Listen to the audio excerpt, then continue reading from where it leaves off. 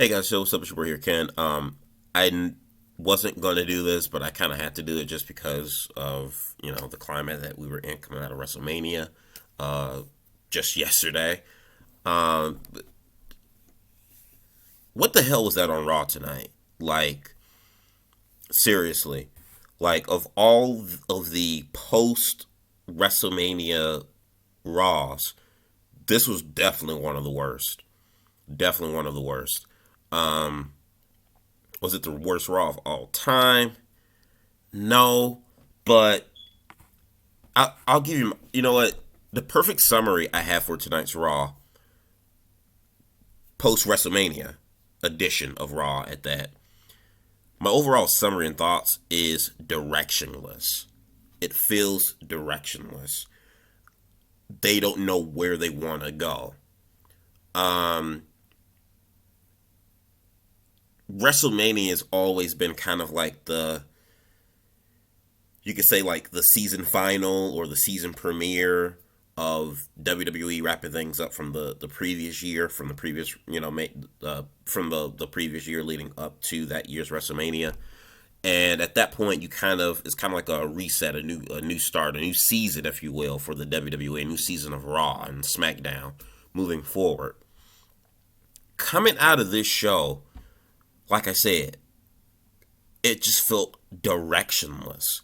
Um, I'm just gonna hit on a couple key points because, like I said, I'm not gonna really spend a lot of time on this because this Raw was really fucking worthless. Like, I took the time out today to like actually take watch Raw because I thought we had a pretty good WrestleMania weekend.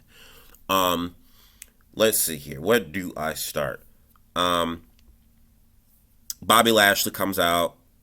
I guess he's supposed to have like a title celebration or what have you. Didn't get that. Had a match with Matt Riddle. Squashes, well, not really squashes him, but beats him in fair fashion. Um, we had a meaningless tag team match with Nia Jax and Shayna Baszler. I retracted my statement from last night in one of my reviews. They end up retaining WrestleMania, but who cares? Um, from that, we had this ridiculous segment with Miz and Morrison bringing back Maurice, and then they end up doing like an impromptu match with Damian Priest in a handicap match, and Miz ended up getting the pin over on Damian Priest. I really didn't get that at all. That whole I don't even know what the whole point of that was. Like, it kind of seemed to like Miz and Morrison were gonna like maybe break up because that's what kind of looked like. It kind of looked like Morrison was being a little jealous of Miz's relationship with his wife, and like I don't know, I was expecting like a turn somewhere or something. Is Maurice gonna be brought into the sheepfold of kind of be like the valet to Miz and Morrison? I don't know. But I just found that real. I thought that was the most meaningless thing of Raw tonight. Alexa Bliss, the whole Bray Wyatt thing. Don't even get me freaking started on that. Bray Wyatt, I am done with WWE. I like Bray Wyatt. I think he's a smart guy. I think he's a very creative guy. One of the few organically creative talents they have on that roster. But I am done with WWE and their inconsistent booking of Bray Wyatt. What happened at last night's WrestleMania in his match with Orton? Trash. The end results does not justify the means at all. Get here tonight on Raw with the follow up. The follow up is what? Alexa Bliss like finds a deeper darkness and figures that she doesn't need Bray Wyatt anymore. Bray Wyatt comes later in the night at the Fun House, has like a 3 minute segment. And it's like, hey, that's okay, guys. I'm back. I'm reborn. How many times are you going to keep being reborn? But I'm back and I'm better than ever, and you'll see. Who cares? Like, that's okay. That's all right. What? So this whole like 4 or 5 month feud with Randy Orton that Bliss cost you meant nothing? It meant nothing? And like all of this was just for a character change in Bliss, and like Bliss has been great since being seduced by Bray Wyatt and his evil wickedness and being influenced by his evil. She's been great, but this was all just for her to like break off from Bray to have to be a sister Abigail I mean, to say, so to speak, and she brings out this new weird doll from, like, looks like kind of straight out of, like, Tim Burton's Coraline movie. Are you kidding me? Then we get a triple threat main event match between Orton, McIntyre, Braun Strowman, and McIntyre wins. I guess that was kind of obvious. Just to get jumped by Teabag and Mac and Cheese from Retribution, which the group that broke up. Because it looked like MVP may have hired them. Like, really? So we're gonna get another Lashley McIntyre feud, which I'm not gonna sour too much on. I'm kind of like, their first. I mean, like I said, they had an excellent match. The build to it, though, kind of trash. Am I looking forward to a rematch? Like I said, they can have a good match in a rematch. But for 5 weeks out, they got to do something different than what they've been doing to their previous build at WrestleMania.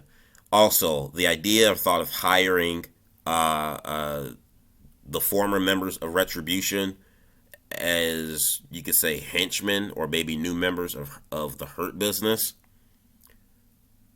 Really? I mean, yeah, it's something for them to do, but really? No surprises. No new star debuts. I mean, all we got was the return of the Viking Raiders, which I won't even be honest with you. I forgot these guys were even gone. One of the announcers mentioned that they've been gone for like 7 months due to injury.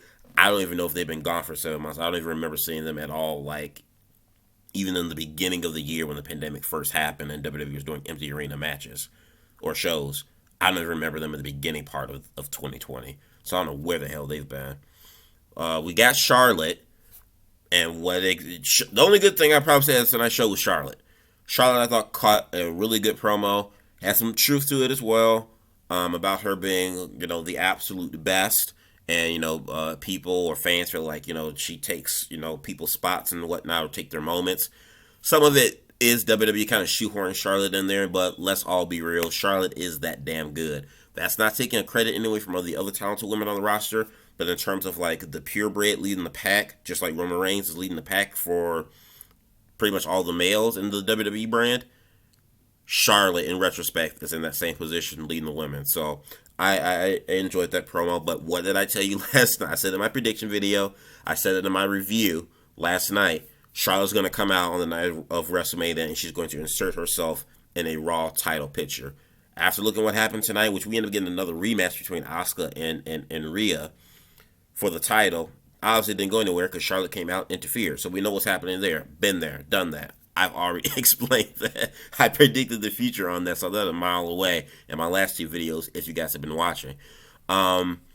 So, like, no surprises, really like, big returns. I mean, like I said, Viking Raiders, okay, but that's nothing like...